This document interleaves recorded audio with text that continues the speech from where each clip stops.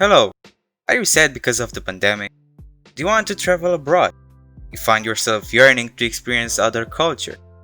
Well, there is a way, but it's hard and unforgiving, full of cuts, swears, failures, and disappointments. And no, it's not about your kids. We are going to learn how to cook. This long journey starts with Italy, a place I love very much with great food, nice people, and good music. First of all, where is Italy? Italy is a peninsula in the south central Europe with some of the most varied and scenic landscapes on earth, and it looks like a boot. The region that will interest us today is Campania, more exactly the city of Napoli. Napoli is the third largest city in Italy. Napoli is internationally famous for its cuisine and wine, and it has Greek, Spanish, and French influences. The Neapolitan cuisine uses ingredients rich in taste but affordable. Many of you might know Napoli as the home of pizza.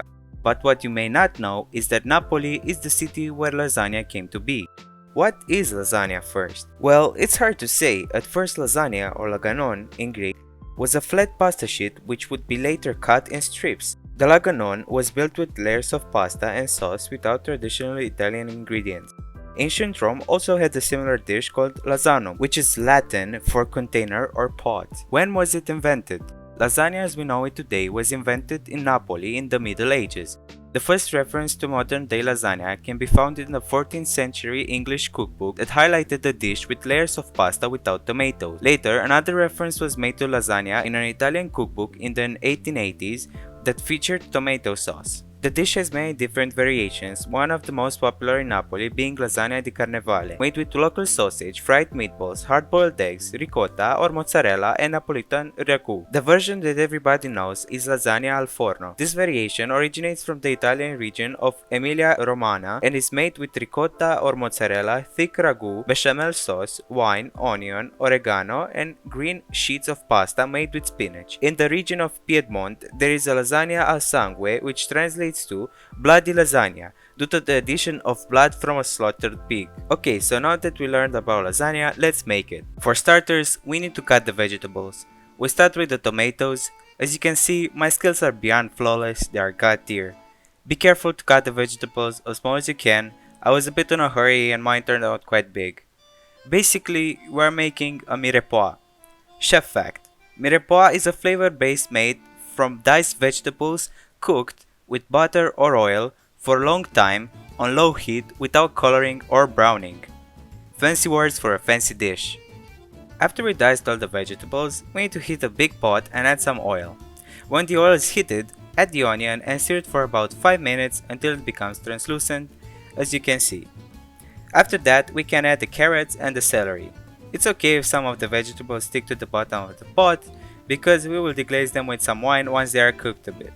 And yes, deglazing is just scraping off the bottom of a pan or a pot with a liquid.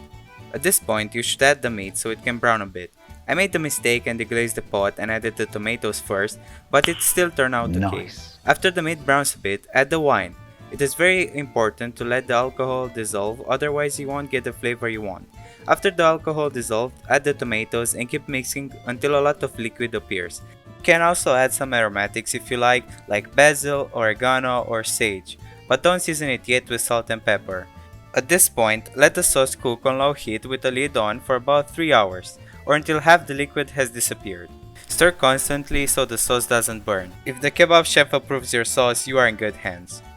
At the end, it should look like this. Thick but not too thick, and the vegetables need to be soft and sweet. Now to season our ragu, we need to grate some parmigiano and add it along with some salt and pepper to taste. Now we need to make the bechamel sauce. This is what makes lasagna actually good and it gives it a punch of flavor. To make this, we need to melt some butter in a small saucepan. After the butter has melted, add a splash of olive oil to give it some flavor. You need to use a good olive oil for this. Here comes the hard part. We need to incorporate the flour in the mixture, but we need to do it slowly. We don't want flour bubbles, so stir like your life depends on it. After it reaches a paste-like texture, continue to stir for 2 or 3 minutes to cook the flour. Once the flour is not raw anymore, we need to add the milk a little bit at a time to get a smooth sauce. When it becomes thick as hell, the sauce is ready. You need to remember that it will solidify again when it cools down. When it's done, we need to season it with some grated nutmeg, salt and pepper to taste, and a little bit of parmigiano. Now we need to build the lasagna. Get yourself a good tray like the one I have and start with a layer of ragu. Don't put a lot, just enough so the pasta above it stays where it needs to. Also, you don't need to cook the pasta sheets before constructing the lasagna. You'll just waste time doing so. After you have spread the first layer of ragu, place the pasta. It doesn't need to be perfect, so do as you see fit. After the pasta, put a layer of bechamel sauce and pasta again on top of it. Now repeat with the ragu, but this time sprinkle some ricotta on the ragu. Continue building until the abomination nearly jumps out of its confinement. At the end, you should have a beautiful structure with multiple layers that will be visible if you have a glass container, and you should be proud of yourself. You did a great job. After everything is ready, put the lasagna in the oven at 180 degrees Celsius for 45 minutes. When the timer is almost ready, cut some mozzarella and put it on top and keep it in the oven until it is melted and has a golden color.